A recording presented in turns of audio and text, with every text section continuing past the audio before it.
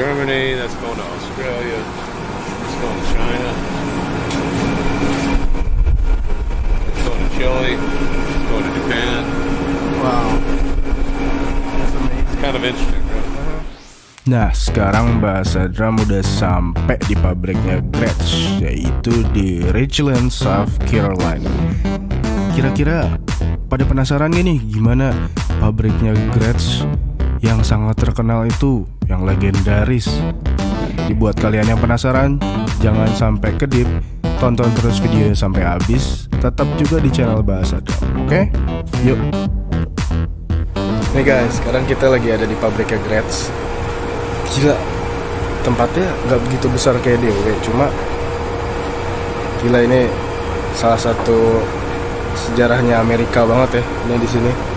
Ini makanya kesempatan besar banget buat Bahasa Drum buat bisa main ke Gretsch dan bisa tour pabrik di sini, itu luar biasa banget. Jadi buat kalian jangan kemana-mana, tonton video sampai habis, oke?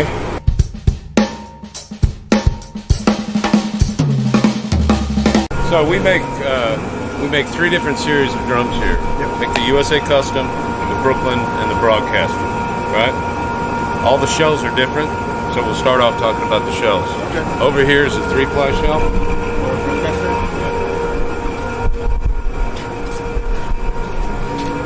So the Broadcaster shell is a 3-ply shell. The outer veneer is maple, the inner veneer is maple, the inside veneer is a big thick piece of poplar. When we were developing this shell, initially there wasn't enough stability in it.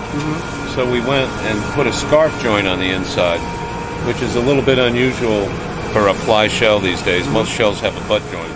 But when we did that, it put just the right amount of stability in there and was a little bit true to the original. The shell they made back in the 30s and 40s had scarf joints. So we introduced this series in 2014, and it's been very successful. Yeah.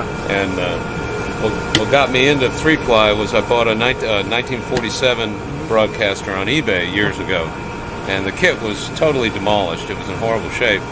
Once I had fixed it, set it up in my living room, and I was playing it, and I was just blown away by the sound. And it sounded so good that my wife actually was in the other room.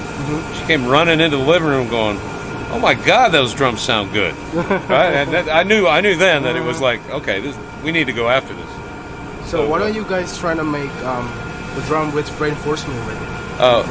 Gretsch traditionally has never used a reinforcement ring. It's just not part of what we do. It has something to do with the sound. Some people say reinforcement rings will choke a drum. I don't know if that's true or not. I don't have a lot of experience with reinforcement rings. One good thing or a bad thing is the only drums I really know a lot about are Gretsch. Yeah. I mean, I know a lot about other drums, but not quite to the same level. So, we've just traditionally never done reinforcement rings. These are Brooklyn shells. Brooklyn. Okay. We came out with the Brooklyn series in 2012, and when I was working on it, I wanted to have a shell that was very similar to the USA shell, but I wanted it to be different as well. So I took the same basic ply layup that we have in the USA Custom and replaced the gum with poplar, right? So this shell, the outer ply is maple, the next ply is poplar, the next ply is maple, then you have 2 plies of poplar and a ply of maple. So it's construction-wise, it's very similar to the USA shell, although it's got gum instead of or poplar instead of gum. But when we came out with these in 2012, within several months, our business here at the factory nearly tripled. Traditionally for years we'd had a very small staff here, 7 or 8 people, and in 2012 all of a sudden we had to have 15 people, and it's continued to grow. So right now we're at 21 people, which is the most we've ever had here, and we're building more drums than we have ever had. So that's a good thing. That's a good thing. Yeah. And over here, this is a USA Custom shell, and this shell, Gretsch started using a 6-ply shell in the mid-50s. Prior to that, everything was 3-ply, and That was also when Gretsch decided to outsource their shell making. So they went to a company in Indiana called Jasper, and they developed the USA Custom Shell. And the shell, for years, we really wouldn't talk about what the shell was made of. There was always kind of a mystery around the Jasper shell. Yeah, I know. Right? Anyways, the shell, there's always been confusion in the marketplace about the shell because it's a 6-ply shell. The outside ply is maple. The inside ply is maple. The other 4 plies are all gum, right? However, when you look at it, a lot of people mistake that 3rd ply for being maple, not gum. And the reason that is the outside ply of the grain is horizontal, right? Then you have a vertical ply of gum. The next ply is a horizontal ply of gum. So what you're seeing is the cross cut on the gum, right? And it's just a slightly different color. Then the other 2 plies are vertical gum, and then the inside is horizontal maple. But in 55 or whenever they went to that shell, that was really the birth of the modern day Gretsch sound. Because around the same time, we started painting silver on the inside. Gretsch started to get, I think, fairly serious about their edges, at least on the bass drum and the snare drum.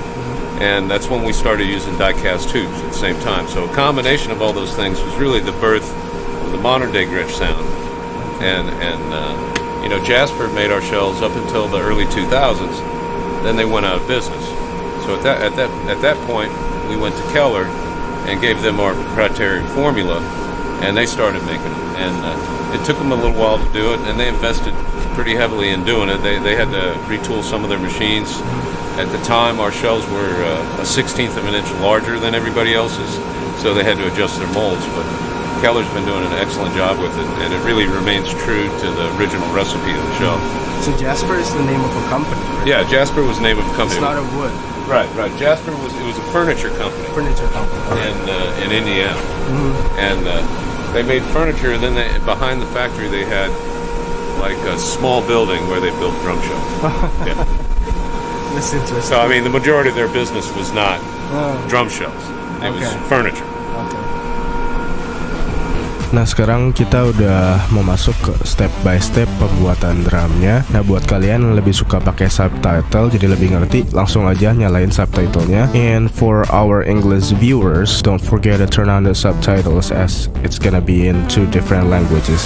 First step of our process is we cut the shell to the proper length. We'll do that on this saw, which this saw came from Baldwin, so this is probably from the 70s. And it's real simple. Just a couple rollers, we adjust it to the proper depth, cut the shell. After that, we sand the inside of the shell.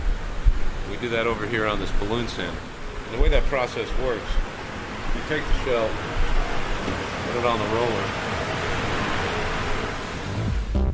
Nah, setelah proses pertama selesai, yaitu pemotongan shell sesuai dengan ukuran yang diinginkan, lalu di tahap selanjutnya ada penghalusan shell dengan cara diamplas.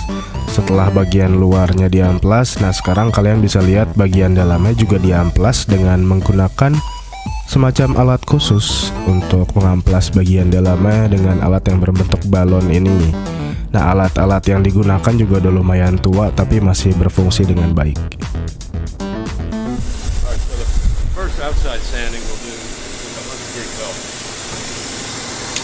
and we designed these machines so that the operator would have control on how much downward pressure was on the shell and also the rate that it goes across the shell, because wood is an imperfect surface to work with, so pretty much every drum shell can be different.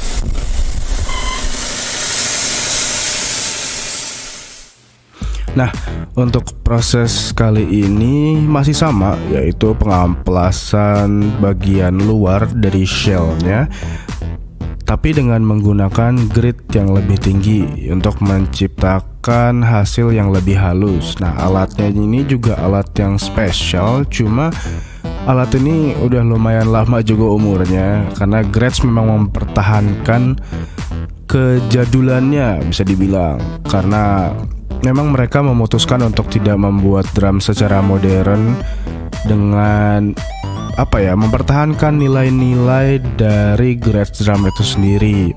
Nah, bisa dilihat juga di sini Paul Cooper menggunakan amplas manual juga selain yang otomatis tadi yang besar. Nah, ini juga yang kecil.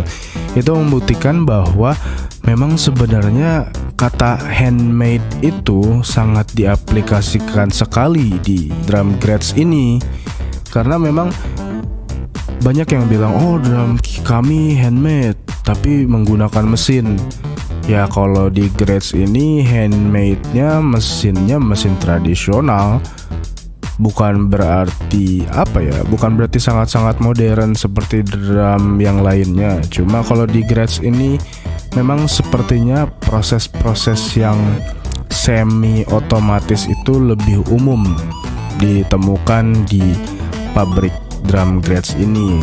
Makanya pada saat gue melihat proses ini pun gue kaget gitu, gimana dengan proses yang sedemikian rupa dan pabriknya itu tidak besar-besar banget, tapi mereka bisa kirim drum ke seluruh dunia dan memenuhi demand dari drummer-drummer di seluruh dunia yang pengen punya drum Amerika yang keren banget, yaitu Gretsch drums.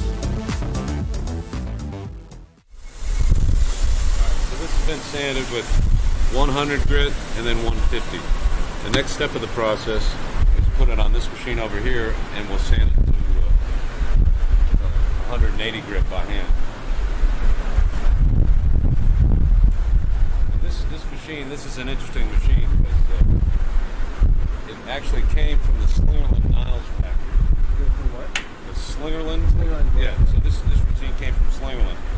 Mr. Gretsch bought Slingerland in, I think, 1985. So believe me, I'm very intimate with this machine. I've taken it apart.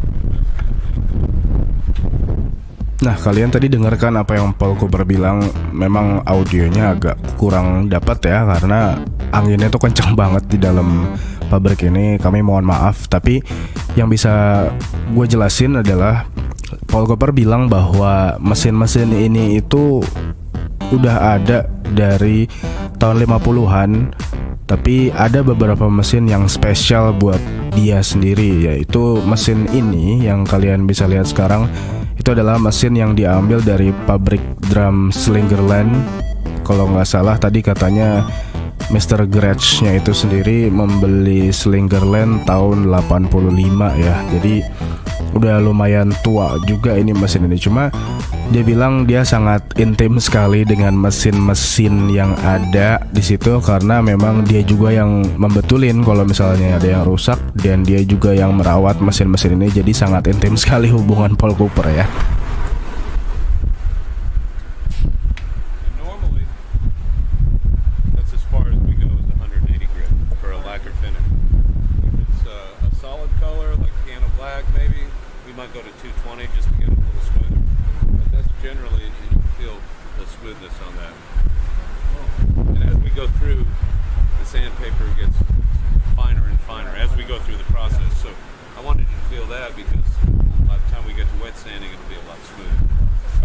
That's our basic shell sanding is from the Brooklyn factory. So I'm not exactly sure when it was made, but I believe it sometime in the 40s. We used to cut bearing edges, our snare bed, our hoop inlays, and trim back our nitron on it. Over the years, it's been used for other things. They used to cut guitar bodies on this, and just a great old machine. And I'm the guy that fixes stuff. Once again, very close to this machine. But currently, all we do on this machine, we'll cut bass drum hoop inlays over here, and we trim back nitron here. In 2012, we got so busy with Brooklyn. What I ended up doing that year is when we closed for Christmas vacation, I had a local machine shop come and get that Slingerland machine, and they reverse engineered it and built me another machine just like it. So I have a modern day version of that same machine. And then I bought another big cutter table like this, because I used to have the guys doing the edges would come into the wood shop to cut the edges, and they would use this machine and that machine, and we'd have be competing for machine time. So in order to keep the flow going, we ended up duplicating both these machines. So once we're done sanding here, typically we'll go back, the drum goes back to the spray room. And that's a brand new machine. We got that machine. We just got that machine last week. Is it from China? I saw some. Pardon me? Is it from a different country, that machine? I thought I saw some like Chinese. Yeah. That machine was manufactured in Taiwan. Oh, okay. By a company called VLT. They make a bunch of drum building equipment, but a lot of people use it.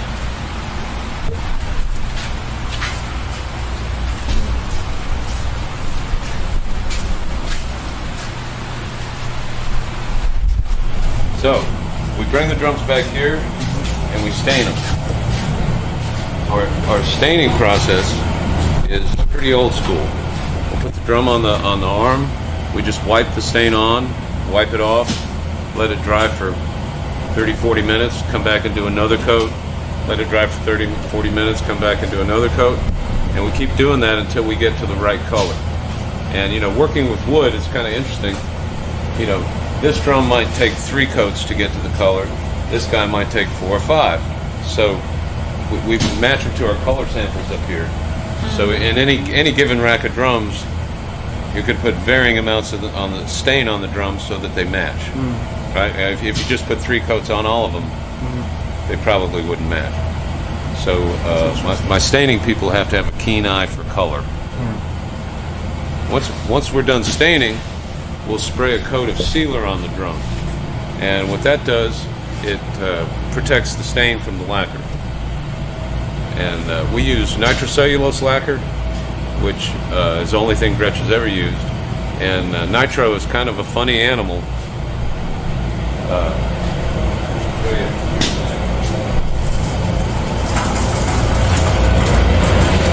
This is clear water white lacquer. And what we do, I put this system in about 15 years ago.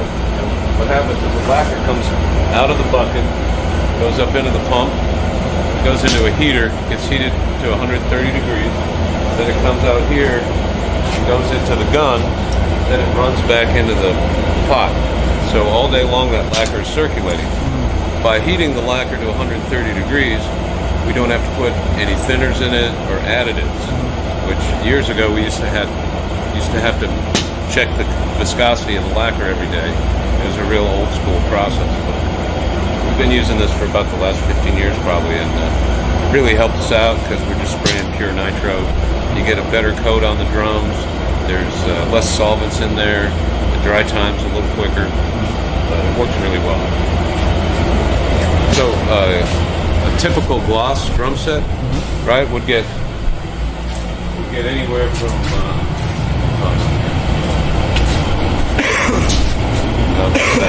typical gloss drum set will get anywhere from 6 to 7 to 8 coats of lacquer on it.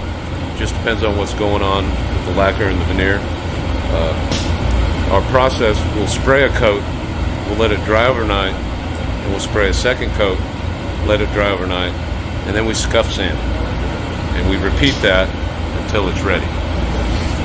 So our scuff sanding, we'll do back here. Hey, what's up? Hey. Just so you know, it's break time. I mean, I should be smoking a cigarette, right? Nah, di tahap ini masih sama, masih di proses pengamplasan atau sanding, cuma di grade yang lebih tinggi. Tapi itu tergantung dari si shell drumnya itu mau di finish seperti apa. The minute the sandpaper starts looking like this, right? You got to start a new sheet. So, the minute you get a buildup of material on the paper, it's time to switch the paper.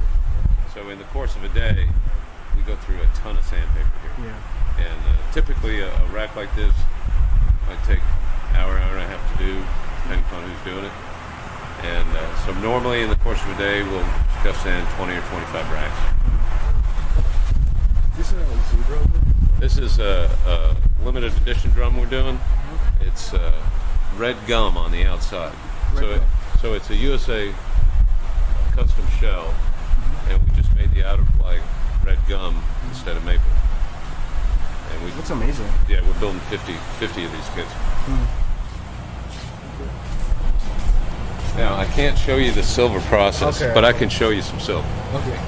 Nah, untuk tahap ini yaitu pemasangan silver sealer, sebuah formula rahasia dari Gretsch yang sudah lama banget dipertahankan, tapi kami mohon maaf nggak bisa menampilkan karena memang ini sifatnya rahasia perusahaan seperti kata Paul Cooper.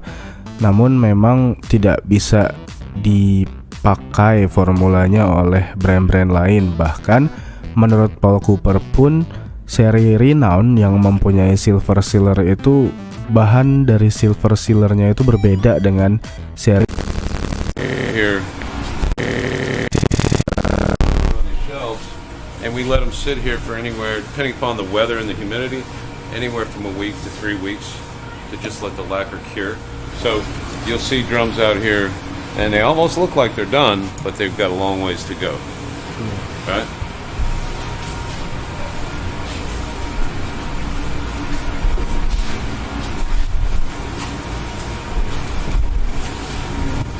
So Max, I got a buy one get one free.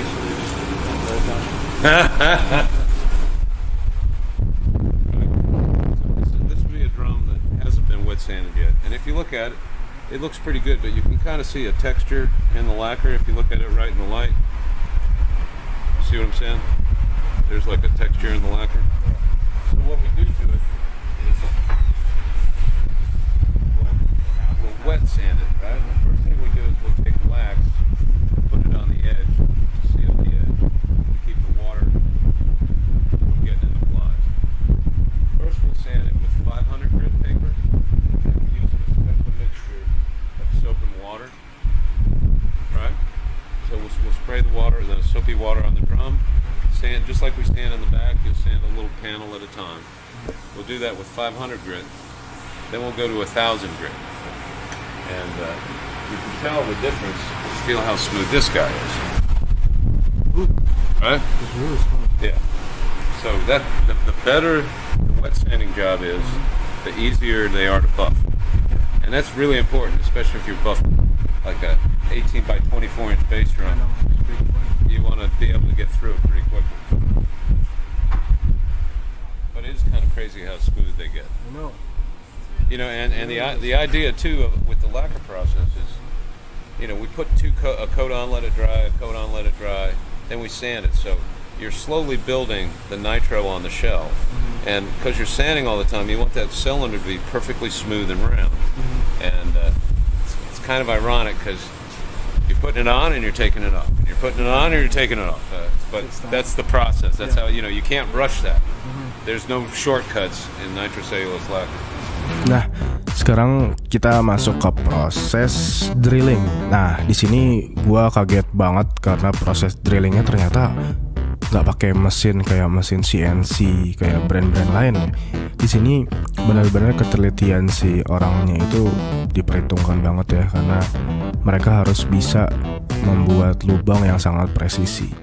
Wow. What we'll do, we'll take these beautiful drums that we got 3 or 4 weeks worth of labor into. Then we come out here and put a bunch of holes in them. Right? So drilling is a crucial part of the operation. It's always got to be accurate. And this machine here, this was the only drilling machine Gretsch had from the mid-50s up until 2012. So this machine drilled Art Blakey's drums, Elvin Jones, Max Roach, Tony Williams, everybody's drums. Your drums, my drums. But it's a great old machine. We don't use it much anymore, just because the setup time to change sizes takes a while. In 2012, when we did the Brooklyn series and we got very busy, I couldn't keep up with production with just one machine. So I got with a company out in California, and we designed these drilling machines. And what we do, this guy does bass drums. Yep. This does snare drums. This guy does small toms, and that does floor toms. And they're really fairly simple mechanical machines. I kind of wanted to keep it that way, just to stay true to our process. They were loosely based design of them loosely based on the old machine. Nah, di proses selanjutnya ini ada salah satu karyawan dari Gretsch Drums yang sedang melubangi shellnya untuk nantinya dipasang jadi lux dan lain-lain. Nah, kalau kita lihat di sini alatnya sangat sederhana sekali ya, sebenarnya berbeda sama brand-brand lain yang pakai mesin CNC untuk membuat lubang di shellnya menjadi lebih presisi. Tapi kalau di Gretsch ini enggak. Tapi bukan berarti lubangnya nggak rapi, karena selama ini kita lihat untuk seri Amerika lubangnya sangat rapi ya. Heran gue juga.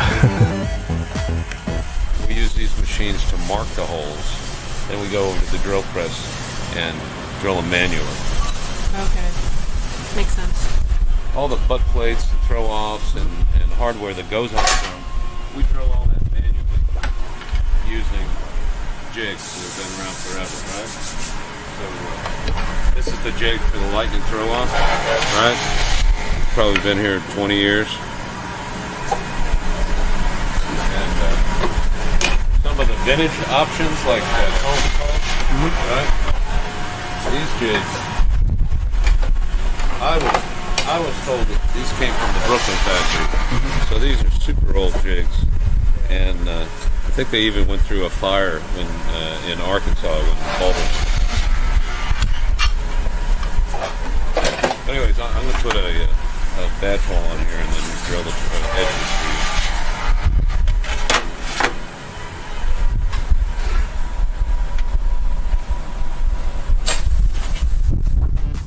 Nah, sekarang Paul Cooper lagi coba lubangin shellnya untuk butt plate-nya, throw off ya, dan lain-lain. Dan satu hal yang menarik di sini menurut gue adalah Paul Cooper ini ternyata menggunakan alat yang manual ya, bukan seperti mesin CNC brand-brand lain gitu. Jadi kan kalau mesin CNC pasti presisi banget gitu ya. Tapi kalau Gretsch ini tidak menggunakan mesin CNC gitu. Bukan berarti tidak presisi, cuma memang mereka membuat drum itu dengan handmade gitu, bener-bener semuanya ketelitian si pembuat drumnya. Dan ini menurut gue sih luar biasa sih ya, karena kalau dibandingin brand lain ya, Gretsch ini bisa dibilang dalam tanda kutip tradisional gitu. Nah, di proses ini Paul Cooper lagi bikin bearing edge-nya supaya sudut kemiringannya sesuai dengan yang diinginkan ya. Karena kalau di Gretsch itu setahu gua mereka biasa menggunakan 30 derajat ya bearing edge-nya, dan kadang ada yang round over juga. Nah, perbedaan angle dari bearing edge ini sangat penting sebenarnya, karena kontak dari drum head terhadap shell kayu itu menjadi suatu yang krusial banget gitu. Jadi semakin banyak kontak yang dilakukan oleh head dan shellnya, maka soundnya akan semakin warm. Nah, wajar kalau misalnya Gretsch menggunakan 30 derajat, karena sound drum dari Gretsch itu sangat warm menurut gua. Dan semuanya memang sudah direncanakan oleh Gretsch, formula-formula tersebut dari mulai bearing edge, silver sealer, dan lain-lain segala macem, yang akhirnya semua itu membentuk menjadi sound Gretsch yang terkenal itu.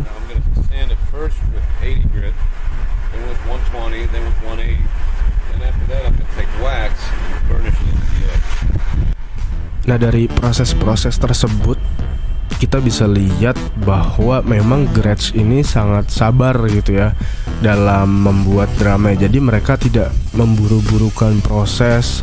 Kadang ada beberapa proses yang memang dilakukan berkali-kali, biarpun memang itu harus jadi sebab bumerang mungkin ya untuk masalah waktu. Tapi memang Paul Cooper ini selalu berpikir bahwa memang semuanya itu membutuhkan waktu untuk membuat sebuah drum yang bagus dan memang benar-benar sesuai keinginan dari Gretsch.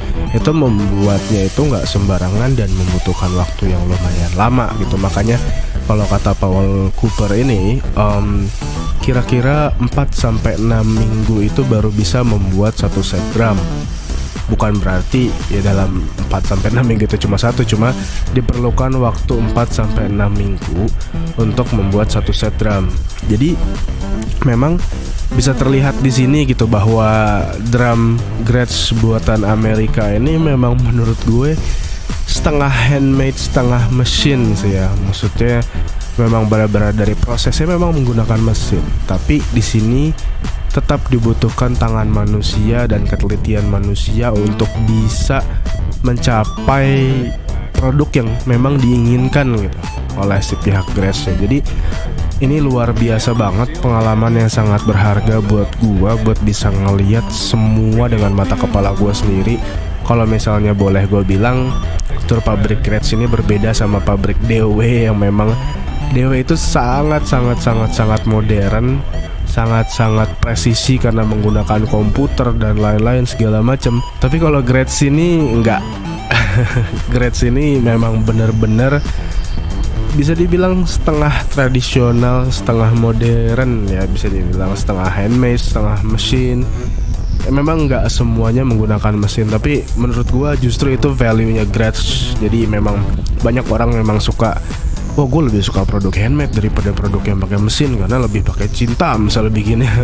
Ya mungkin Gretsch ini juga jawabannya. Jadi memang buat kalian yang pada suka sound vintage pasti memang nggak akan kemana-mana sih, pasti ke Gretsch drums karena memang ya itulah that great Gretsch sound. Buat gue itu slogan yang bukan main-main karena memang ini karakternya Gretsch dan yang nggak akan pernah bisa dipakai di drum lain karakternya. That's the drum on this press here.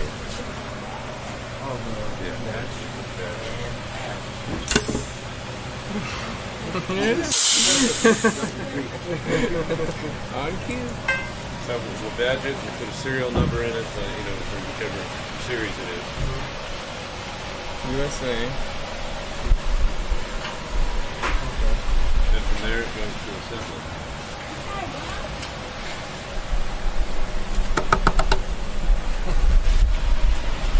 Into assembly. All right, so before we go through here, we'll go into the nitron rig and go through our wrapping process. And it is air conditioned in here, so we might stand here. So, this is where we do our nitron process. About 3 or 4 years, well, maybe 5 years ago, I built this room because we use a water-based glue, right? And sometimes, especially during the summer, it's so humid in this building that we're having issues with the glue getting tacky, right? So the process is fairly simple. First, we cut the sheets to size on the cutter, and we lay them out on the tables, and we'll take a paint roller and roll the glue on the shell or on the material. Then we roll the glue on the shell over here. We let the sheets in the shell dry for anywhere from 25 to 30 minutes when it's nice and tacky. Then we put them in this press. All right, so the drum will go in here. This gets pulled up, and as the first contact of that material with the shell, it has an even 25 pounds of pressure, and it's rolled on, which eliminates any kind of bubbles. Back in the day, we had a different old press that you actually had to hold the lever down for the pressure, and we had a lot of issues with wrap back in that day. But this machine has been doing a great job. It's a real improvement to our process. But we offer probably 65 colors of wrap, and recently we expanded in here. I used to have all the material in here, but I added some more tables so we could boost production a little bit. So when the drum's wrapped, there's a 1/2 inch of material on either side of it, extra, right?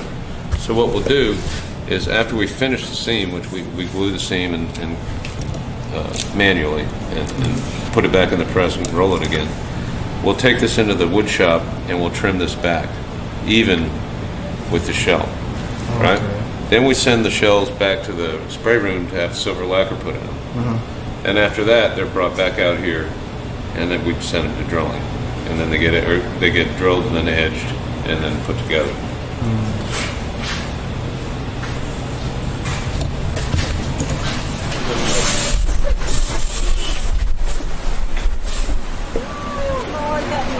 So once we've got the drums badged and ready to be put together, we bring them out here, the barber to put lugs on them.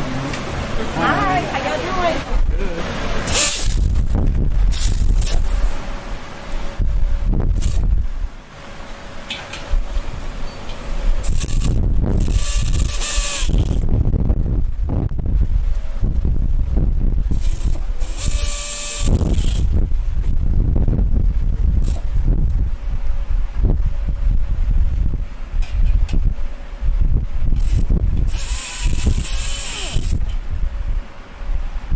Kind of funny too. See this old gun she's using? It's probably 50 years old.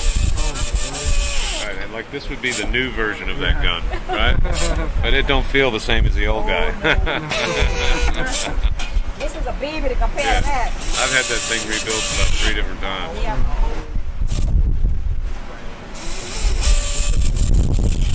It's actually yeah. Chrome over brass. Yeah, it's-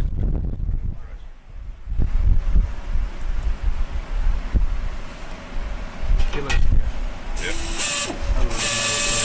And down there, those bottom two are Velcro, and those guys are monsters. Have you ever felt how heavy those are? Which one? The drum. No, the drum. That's the heaviest drum we do. You got to pick that shell up. Right? Here, hold that. That drum weighs 32 pounds. Yeah, it weighs almost as much as Barbara does. I know you niggas said it. I know you was not speaking, y'all. I know you was not speaking. So once we get the lugs on them, we bring them over to Sandy, and she puts the heads on.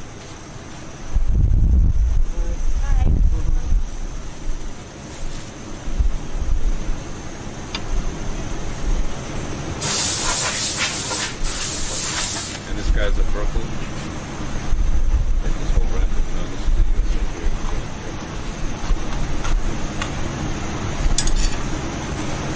This is 301 hook. Yeah, it's true. That's 302. 302. Yeah.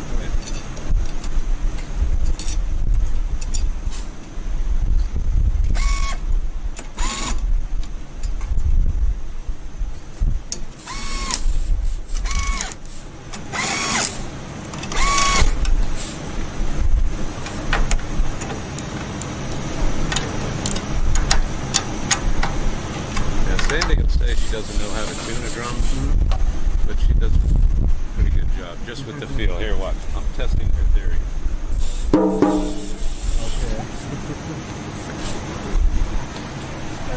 So, what we do, once she's done, we put it on the table.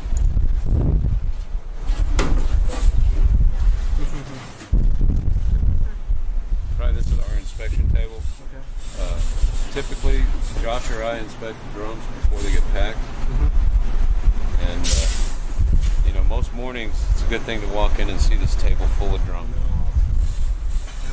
Yeah. You get to see a bunch of beautiful drums on this table. But after we inspect them, but at this point in the process, the real only issues that we're really looking for are cosmetic ones, because all the way through the process, the shells are getting looked at. Like when they go from the wood shop to the spray room, before they stain them, they inspect the shells. When they come out of the spray room and they go to drilling, the guys in drilling inspect the shells. Yep. So we're looking at the drums the whole way through the process to look for issues. When we get them out here, we look at them again. And we don't want to send out a drum that's not right. Believe me, that's our goal. Try to build as many excellent drums as we can.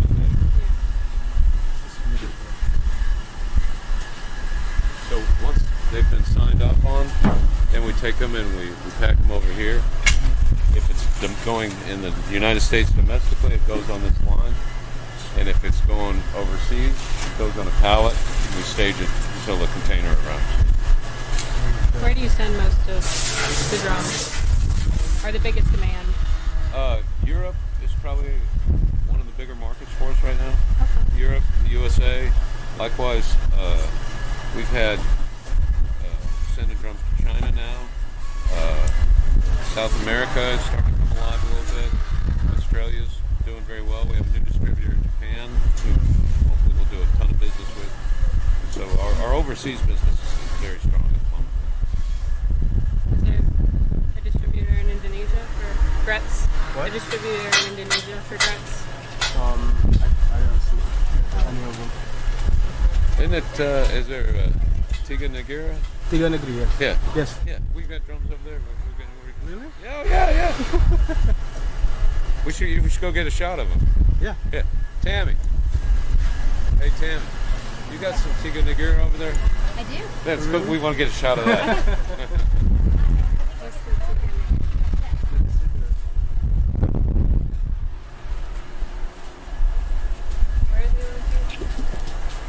For Europe, right? Giva? Yeah, gave us Europe. Yeah. And Europe's always been a good market for us. Yeah.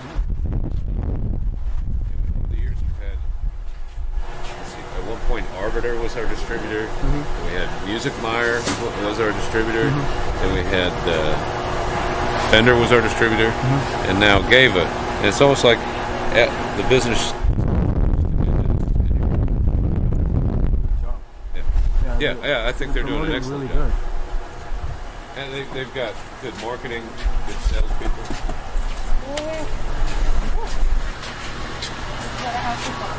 Yeah, we got more to go too. Yeah.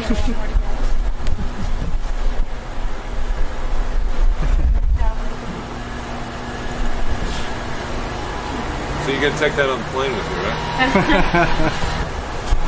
Oh my god. Do you know the people at Tiga? Yeah, I'm gonna start to work with them together to promote Gretsch drums. That's why yeah. I'm making this video Yeah, for yeah. educational matters. Yeah.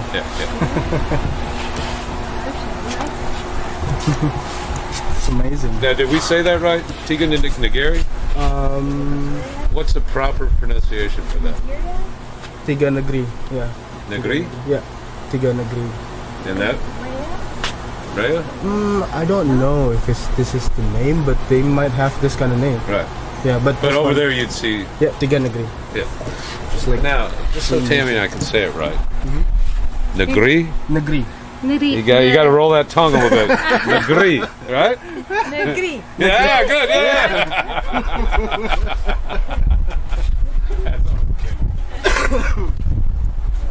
Tammy takes care of all the shipping.